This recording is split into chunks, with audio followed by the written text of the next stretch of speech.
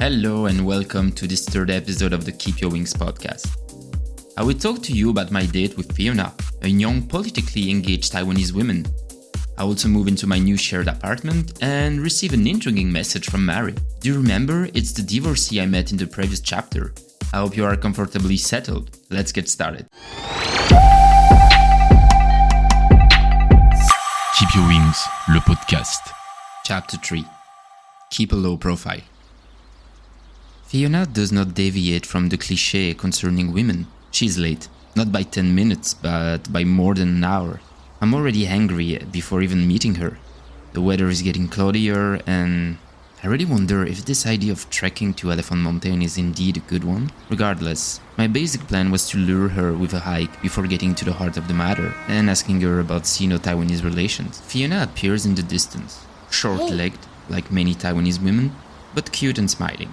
I even managed to forget her lateness. I attempt a hug, but Fiona remains stoic, eyes wide. Indeed, most Taiwanese women are not very tactile and are rather modest. The same goes for their close friends, toward whom they do not show strong signs of affection. A simple wave of the hand is enough to greet each other and say goodbye. The same goes for their close friends, toward whom they do not show strong signs of affection. A simple wave of the hand is enough to greet each other and say goodbye. After lowering my arm along my body, I not only feel ridiculous, but I'm afraid of having offended my date and interlocutor. Nevertheless, I decide to continue the conversation by questioning her with vague phrases. How are you? Where do you live? Do you have brother and sister? Have you ever been here? Fiona is responsive and turns out to be less shy than I thought. We begin climbing the 600 steps before arriving at the top.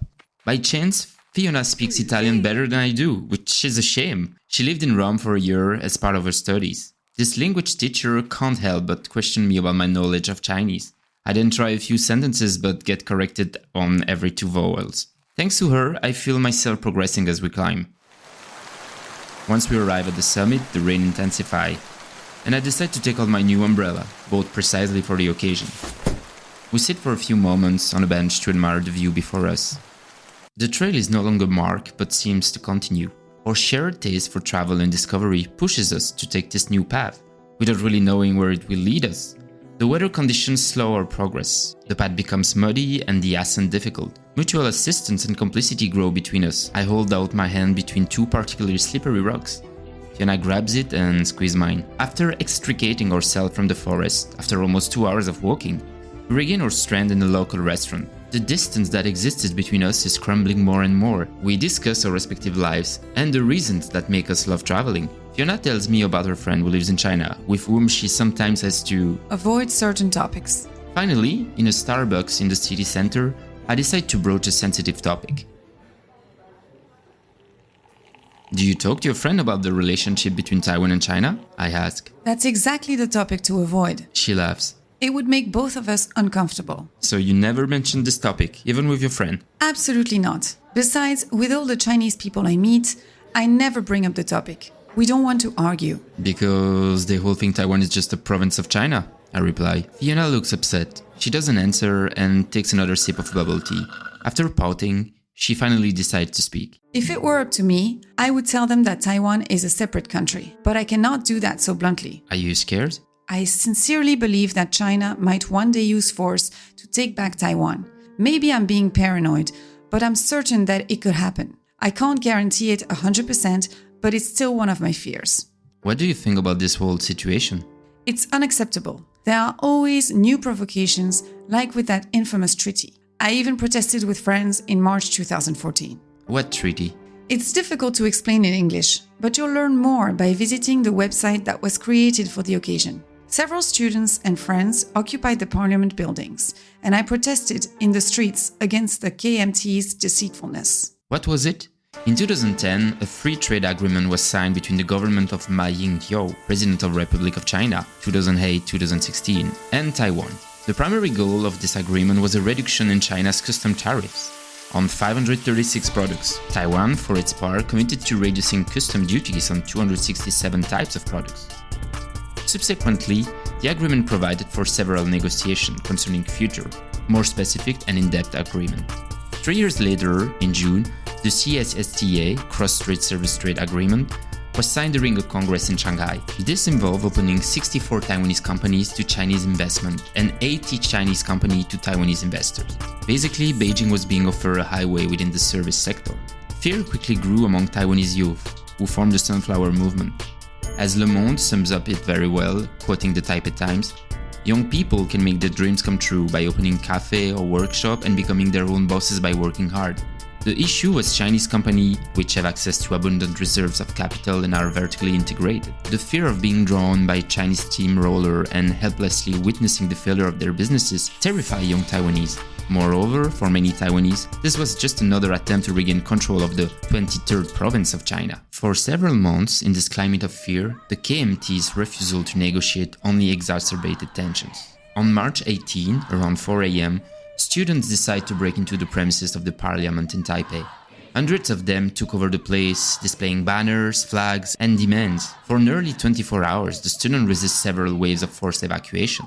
Afterwards, multiple protests took place over the following days, in which Fiona participated with her friends, as well as attempts at dialogues which never really came to fruition. Police violence was also denounced by young people who relayed these images on social networks. Photos and videos shocked the population, who quickly rallied to the youth protest. Finally, the last students to leave the parliament resisted until April 10, more than 3 weeks after their arrival. Fiona seems quite concerned about Taiwan, and I like that. In addition, she suggested that we meet again so that I could progress in Chinese. I suspect this is probably an excuse to ask me for a second date. In the end, the feeling between us is good, and it's the perfect opportunity to learn even more about Taiwan in general. Fiona disappears a few minutes later. She gives private lessons. We both leave with a good impression. A few more days passed before I left my hostel to go to the Zhonghe district, near the Nansitiao metro station. I found an apartment there and I'm moving in with other foreigners. Mike, an English teacher and actor, as well as his girlfriend, who also does the same jobs. We will be joined a few weeks later by Nick, a German Thai who has mainly lived in Taiwan. The atmosphere is good nature and everyone seems to enjoy the moment shared together. This shared accommodation will also be the scene of many adventures during the 2 months spent in their company. It had barely been 3 days since I had found my new home when a message from Mary interrupted my Chinese exercise. She wants to visit me in my new place. I immediately understand where she's coming from. I decide to accept, weak man that I am. After meeting her at the metro station, it seems to me that Mary was very fearful. She frequently glances behind her as we walk towards my apartment, like if someone was following her. Mary is disappointed. My room has no curtains, no duvet, and is full of mirrors. However, at the end, it didn't bother us to do the trick. After sleeping with her, I suggest we could do this another time, right? But suddenly her attitude changes. No, it was just once. She replies, "Is there something wrong?" It was very good, but I can't. I have to go back to my brother's place. Your brother? Yes, I've been living with him since I got divorced. In no time, I was walking Mary to the subway station. That was the last time we saw each other. According to one of my friends in Taipei, this attitude could be explained. If you ask my opinion, my guy is because he's still married. Why would she lie? Because here, adultery is still punishable by law. I'm shocked. Did Mary lie to me? Is she afraid of the repercussion that this extramarital relationship will cause? In Asia, in 2017 at least, only 2 countries still treated adultery as a criminal offense, Taiwan and the Philippines. Associations have been stepping up to the plate for several years now. They consider this law retrograde and, what is more, unfair against women. The Taiwan News newspaper reported a study carried out by a judge between 1999 and 2005. This highlights a higher percentage of women punished by law for adultery than men. For many observers, men, who are the main providers of income, find it easier to sue their wives and have them sentenced to heavy fines of prison. For their part, women with fewer means are forced to give up and remain silent, while some also consider this law retrograde. Others are more in favor of it, just to maintain family unity. However, in 2017, the Minister of Justice believes that there is no room for debate at this level. Yeah, Taiwan is definitely a land full of surprises.